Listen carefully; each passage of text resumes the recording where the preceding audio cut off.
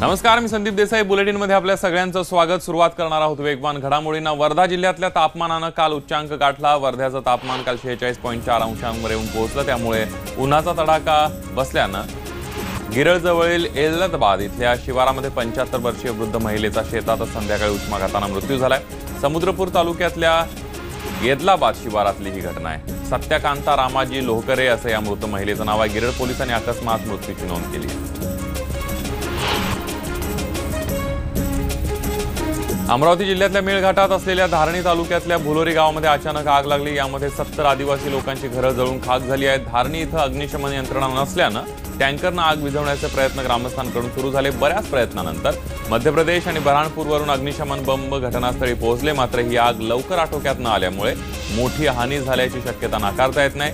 धारणी इथल्या ग्रामस्थांनी अनेकदा अग्निशमन दलाची मागणी केली असतानाही अग्निशमन न मिळाल्यानं नागरिक संतप्त झालेत.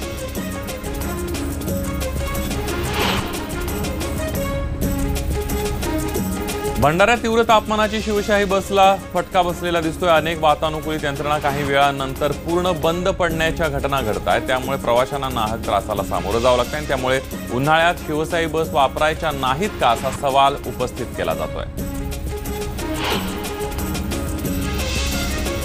राज्यात सरसकट शेतकरी कर्जमाफी नाहीच असं राज्याचे अर्थमंत्री सुधीर मुनगंटीवार यांनी स्पष्ट केलं. जे शेतकरी कर्ज फेडू शकणार नाही त्यांना आम्ही मदत करणार आहोत, पण उद्या शरद पवारांची शेतकरी म्हणून कर्जमुक्ती करता येणार नाही असा टोलाही मुनगंटीवार यांनी लगावलाय.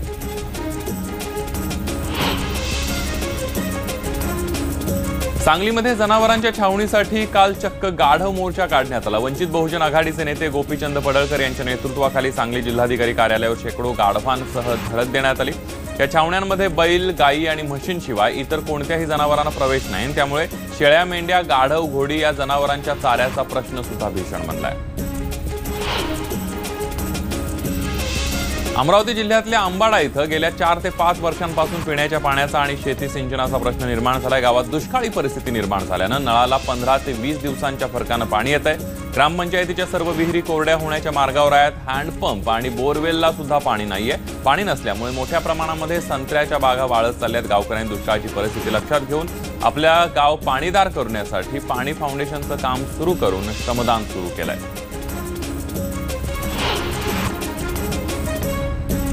राज्य सरकारनं आज परिपत्रक काढून 2 दिवसांमध्ये मराठा मेडिकलच्या विद्यार्थ्यांना महाविद्यालयांमध्ये रुजू करण्याचे आदेश दिले. त्यामुळे 15 दिवसांपासून सुरू असलेलं मराठा विद्यार्थ्यांचं आंदोलन काल मागे घेण्यात आलंय. वैद्यकीय पदव्युत्तर प्रवेशासाठी राज्य सरकारनं काढलेल्या अध्यादेशावर राज्यपालांनी सही केली आणि त्यानंतर हे आरक्षण लागू करण्यात आले. दुसरीकडे अध्यादेशाला खुल्या प्रवर्गातील विद्यार्थ्यांनी पालकांनी सर्वोच्च न्यायालयामध्ये आव्हान दिले. त्यांनी न्यायालयामध्ये रीट याचिका दाखल केली आहे.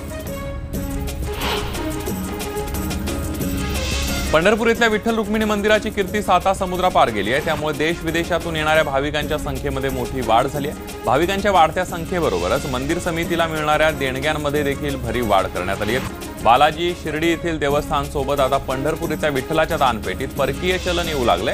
वर्षभरामध्ये मंदिरातील देणगी पेट्यांमध्ये विविध 14 देशांमधील परकीय चलन मिळालंय.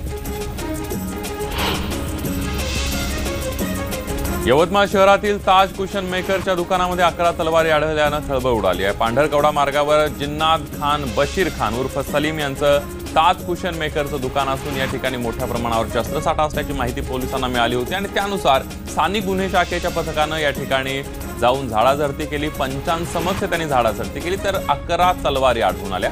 बेकायदेशीरपणे बाळगलेल्या या तलवारी जप्त करून हा शस्त्रसाठा नेमका कशासाठी बाळगण्यात आला होता याबाबत पोलिसांनी पुढील तपास सुरू केलाय. पिंपरी चिंचवड शहरातील भोसरी इथल्या MIDC परिसरातील एका कंपनीला आग लागली. ही आग विझवण्यासाठी अग्निशमन दलाचे 8 बंब दाखल करण्यात आले. 4 तासांच्या प्रयत्नानंतर ही आग आटोक्यात आणण्यात आली. या आगीमध्ये कोणतीही जीवितहानी झालेली नाहीये.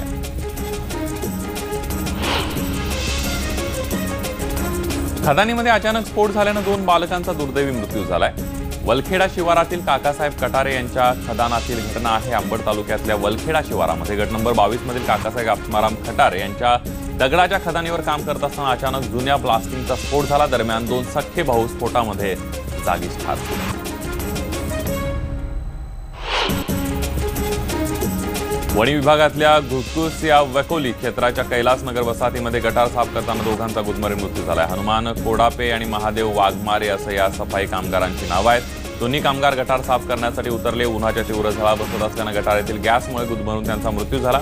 घटनेची माहिती मिळताच शिरपूर पोलीस पथक घटनास्थळी दाखल झाले. लग्न सोहळ्यातून परतणाऱ्या कुटुंबावर काळानं घाला घातलाय. वडवणीजवळ अपघातात एकाच कुटुंबातील 3 जण ठार झालेत. नातेवाईकांचं लग्न समारंभ आटोपून मोटरसायकलवरून गावाकडे जात असताना दुसऱ्या वाहनानं मोटरसायकलला जोरदार धडक दिली. या अपघातामध्ये राठोड दाम्पत्यासह त्यांचे एक मुलगी जागीच ठार झाले, तर 4 वर्षांचा मुलगा अपघातातून बचावलाय. तळेगाव मोर्शी मार्गावरील देवगाव फाट्याजवळ भरधाव कंटेनरनं बसला धडक दिली. या अपघातामध्ये दोन्ही वाहन चालक जखमी झालेत. घटनेची माहिती मिळताच पोलिसांनी घटनास्थळ गाठत जखमींना रुग्णालयात दाखल केलं.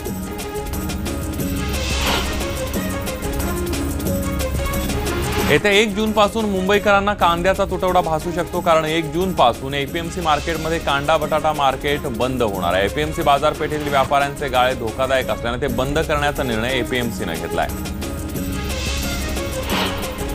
एनडीएतल्या घटक पक्षांना खुश करण्याचा प्रयत्न भाजपनं सुरू केल्याची चर्चा आहे. त्याचाच एक भाग म्हणून महाराष्ट्रातील मित्रपक्ष शिवसेनेच्या काही मंत्र्यांना राज्य मंत्रिमंडळ विस्तारात सहभागी करून घेण्याबरोबरच शिवसेनेला उपमुख्यमंत्रीपद देण्याची ऑफर दिल्याचं सुद्धा माहिती मिळते. मात्र शिवसेनेने ही ऑफर नाकारल्याची सुद्धा सूत्रांची माहिती आहे.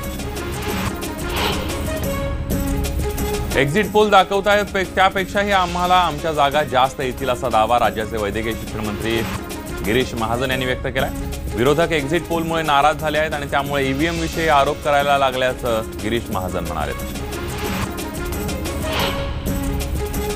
नांदेडमध्ये काँग्रेस प्रदेशाध्यक्ष अशोक चव्हाणांचं सीट धोक्यात आल्याचा अंदाज एक्झिट पोलनं वर्तवलाय. मात्र आघाडीला एक्झिट पोलच्या भाकितापेक्षा जास्त जागा मिळतील असा दावा अशोक चव्हाणांनी केलाय. राज्यात आघाडीला 20 ते 22 जागा मिळण्याचा अंदाज त्यांनी व्यक्त केलेला आहे. तसंच भाजपने वंचित बहुजन आघाडीचे उमेदवार काँग्रेसला पाडण्यासाठी उभे केलेत असा गंभीर आरोप सुद्धा अशोक चव्हाणांनी केलाय.